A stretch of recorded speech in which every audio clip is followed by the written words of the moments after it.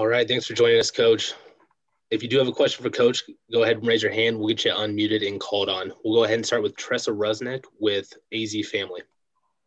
Hey, Coach, thank you for your time this afternoon. I saw your post on social media, but if you could just say a few words about Coach Westfall and just kind of what he meant to the Suns and your relationship with him. I mean, I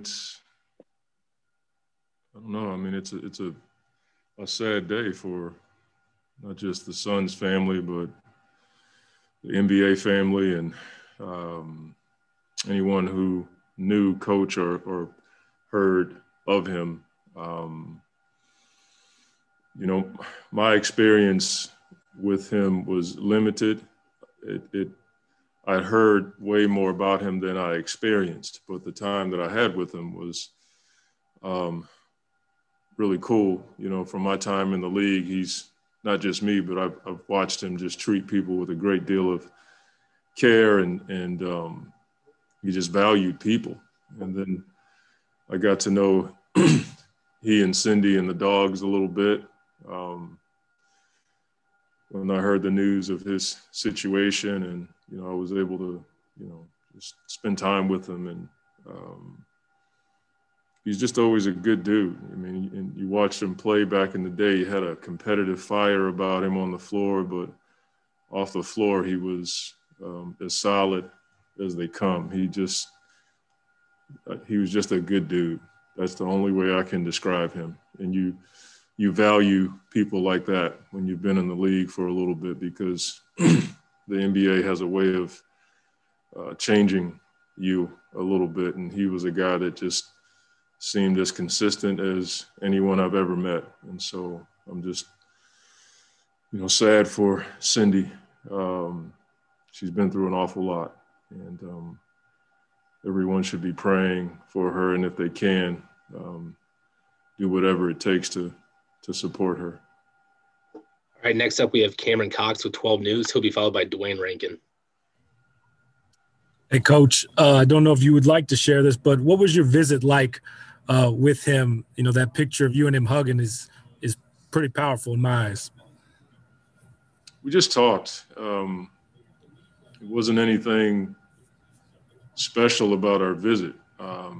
We just sat with a group of us, me, Coach, Cindy, and one of his best friends was there who, I won't name him just out of respect, but he's someone that has stuck by Coach for a long, long time. And they sat there and talked. And before I got there, they were singing songs and doing some pretty cool stuff. And so I'm a dog lover and I knew they had dogs. And so I was just listening and goofing around with the dogs, and Cindy wanted to know more about my family and my kids and, that kind of thing. It wasn't anything special. We just sat there and talked about life and the different things we've all been through. And Coach was, for the most part, just listening because he was tired from all the treatments and things he had been going through.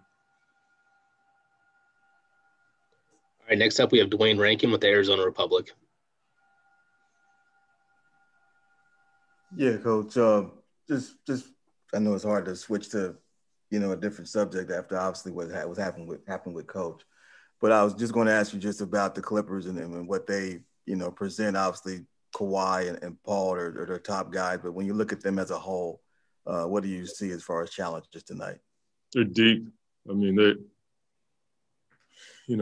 between the Lakers, Clippers, Brooklyn, I don't know who's the deepest team, but they've got to be up there with their depth and their physicality. If you play slow and, play in your first action, you kind of play into their hands. And, they've added Serge. He's a different element for them. Before they had, Zubac and Harrell. Now they have a championship big who can pick and pop and also block shots. And so that adds a different element to their team. And then Nicholas has been a pretty good glue guy for them. Everybody knows about, Kawhi and Paul, but they have a bunch of guys on that team that can shoot it and they actually seem like they already know their roles. You know, Lou has always been that scorer off the bench. Reggie's the same way, and then you got Kennard. So they have depth all over. I mean, it's amazing how many good players they have on that team. Just to follow up, I asked Devin and Mikhail about a play at the end of the first half against Utah, and they were just saying that, you know, it's that you call it actions. You don't call plays, you call action. You call it an action. What's that like now to have a group of guys that fully understand that, and that, okay, this play, ideally it should be for this guy, but if we run our actions, then we should get an open shot? I mean, we have a little bit of continuity in year two. So guys kind of understand some of the things that we're trying to implement. They don't think I'm as dumb as I look when we talk about actions instead of play calls, because we want everybody to fit in certain actions.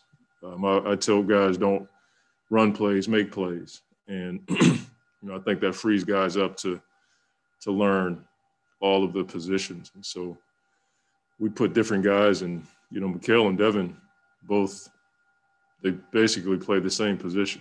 And so I'm hopeful that those guys, when they're in those situations and I switch them up, they know exactly what we want or what they want when we put them in a certain environment.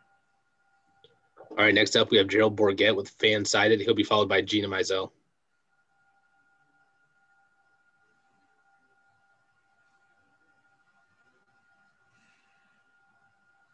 Joe, are you there? Sorry, I lost you for a second there. Coach, do you have I know they're out tonight, but do you have an update on how Jalen Smith progressing?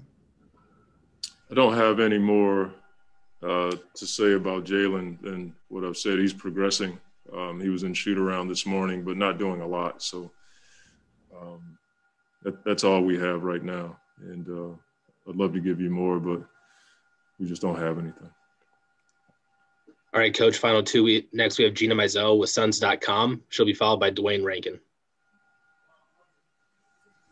Hey, Monty. A couple nights ago after the Denver game, those 5 turnovers in a row, or I think that's what it was, that sort of led him back in the game. You mentioned that a few times just in the post game. So I'm curious, after going back and looking at the film, were there any commonalities? How did you sort of just address that with the team at shoot around this morning?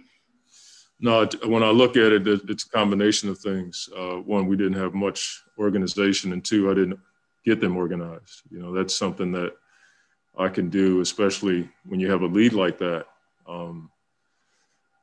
With the relatively new team, you know, making sure we're a lot more organized than we were. But again, I love the resiliency bouncing back from that. You know, that could have spiraled into a really bad situation, and we didn't allow it to, and we're able to get a win. But it's certainly something that we're aware of, and we have a pretty conscientious team. You know, when we have moments like that, before I even come into the locker room or to the huddle, they're already addressing it, which is something that I value on our team. All right, Coach, our final question comes from Dwayne Rankin with the Arizona Republic. Here, Coach, with Dario being back today, when monitoring him, you know, as far as, you know, play or not play, I know that was in the plan not to play in the back-to-back, but moving forward, do you see that being a continual thing, monitoring him, or do you feel like maybe he's closer to where he can play back-to-backs? I think as time moves on, he'll be closer to playing in back-to-backs. We want to see how he responds. You know, and this week's a good week. You know, he's going to get to play without that situation. So I think as we go forward and he responds well, then he'll be able to play more. He wants to. It's just where we are in this new economy. We're really cautious with the guys when they're coming off of, you know, strains or any type of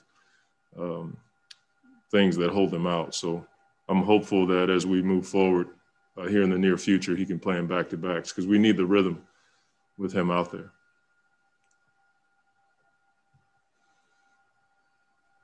All right, thanks, Coach. Thank you.